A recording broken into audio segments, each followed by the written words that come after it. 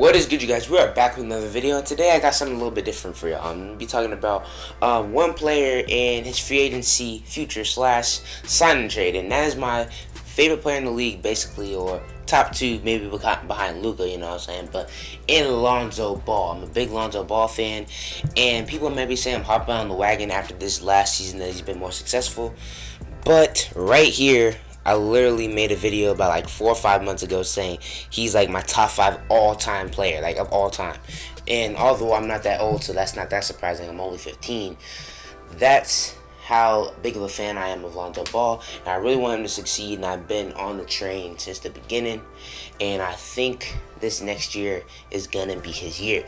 But today I'm talking about 3 teams that I can realistically see him going to, you know what I'm saying, and 2 free agency and 1 signing trade. I'm not going to be doing like the trade, like getting into the details and the salary cap stuff, because I'm not a GM.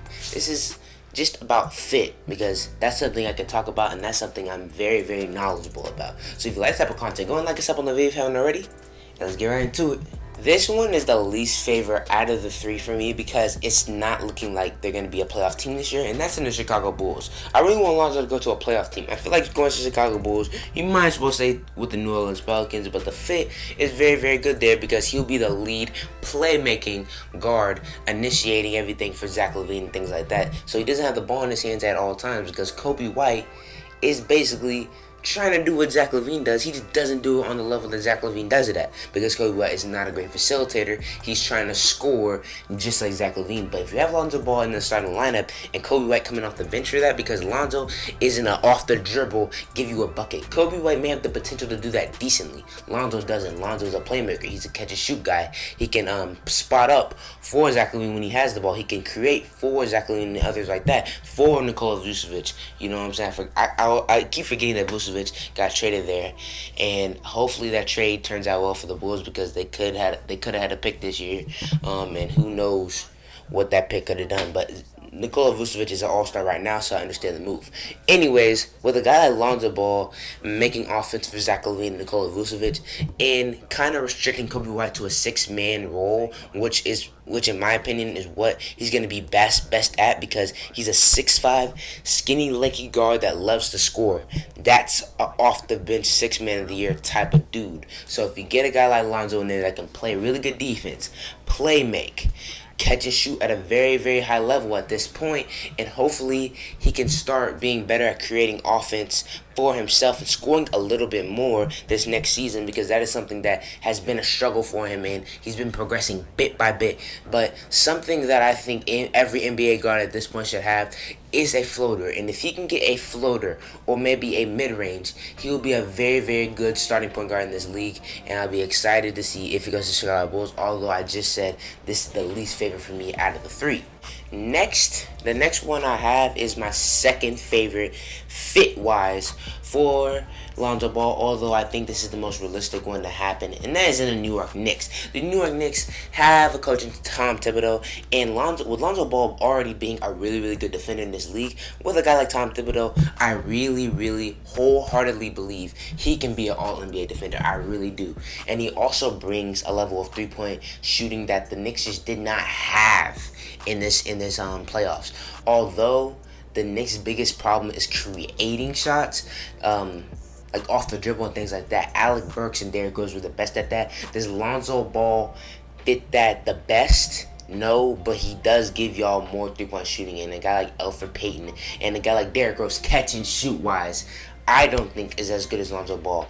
And if you put Derrick Rose back on the bench and can be that 6-man of the year type of guy, and maybe you put him in crunch time over Lonzo Ball or in for Reggie Bullock or something like that if he comes back, I'm not really sure.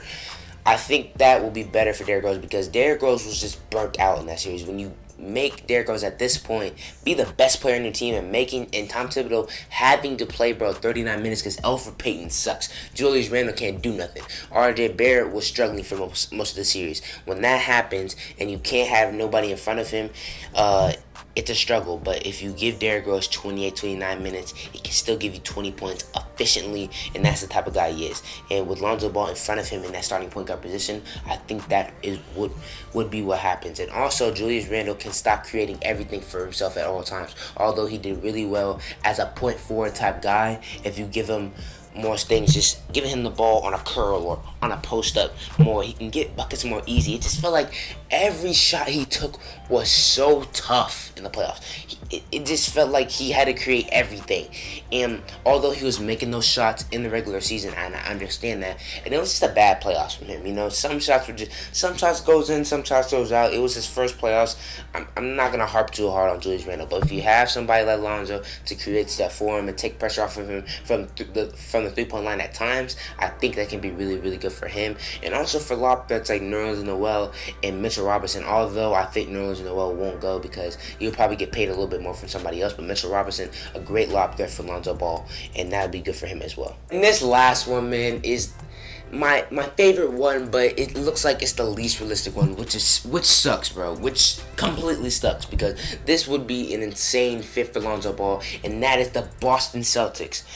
In past videos, I have compared Jaylen Brown and Jason Tatum to the likes of Paul George and Kawhi Leonard, a duo-wise. Not like they're like the same exact player, you know what I'm saying? Kawhi Leonard and Paul George are better, obviously, but they have the potential to be a duo like that. Jaylen Brown and Jason Tatum have the potential to be a duo like that. And with Kawhi Leonard and Paul George, the biggest problem with them is that they don't have any lead playmakers. Seems like they have to create everything for themselves. And now that they have Reggie Jackson ain't creating for other people. He creating for himself too. So a big need from last offseason that everybody was talking about was a point guard. And guys that were mentioned was Kyle Lowry, Lonzo Ball, you know what I'm saying? And I think it's the same thing for these two, because both of them are really, really good defenders. They can score in ISO very, very well. They get to the rim. They can shoot threes decently. And Jason Tatum, elite-wise, you know? So it's the same exact thing. And I think if you have a point like Lonzo Ball, because Lonzo Ball, what I was saying with the Knicks, him having to create a little bit more and their need being for more people to create off the dribble and score more, that's a need that the Boston Celtics don't really need. They need 3-point shooters. They need good defenders. They need good playmakers. And along with Marcus Smart and Lonzo Ball, I think that'd be one of the best defensive backcourts in the league. And people will be like, oh, but they can't shoot. If you really think that backcourt won't be okay to average to above average shooting wise, you're not watching basketball, because Lonzo Ball shot 39% on, I think, 8 attempts from 3 last season. He can do the same exact thing. And with a guy like Zion Williamson, it's the same thing with Jason Tatum and Jaylen Brown. They draw a lot of defenders. And we have two guys like that, just like with Zion and Brandon Ingram, but they're just a little bit better and more experienced. I think it would be a great fit for Lonzo Ball. And it's looking like this is the least realistic one, and that sucks, bro. Because he can fit right into that point guard role that they need. They don't need him to average 20, and that's not the type of guy he is. He's a 14-point per game type of guy, maybe creating 1 or 2 shots for himself a game, and hopefully he gets better at that this summer, like I said earlier. But if he can just be on that Boston Celtics team and create shots for Jaylen Brown and Jason Tatum, that'd be a great fit for him. But like I said, looking like the least realistic one.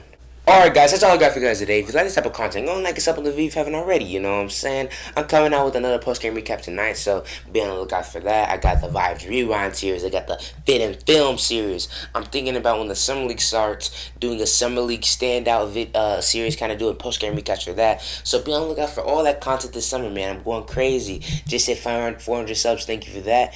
And keep subbing on the vids, man. This is a dream of mine to be a big YouTuber, you know what I'm saying? So I hope y'all can help me get to that dream. Like I said though, like and sub on the video if you haven't already, and I'll see you guys next time.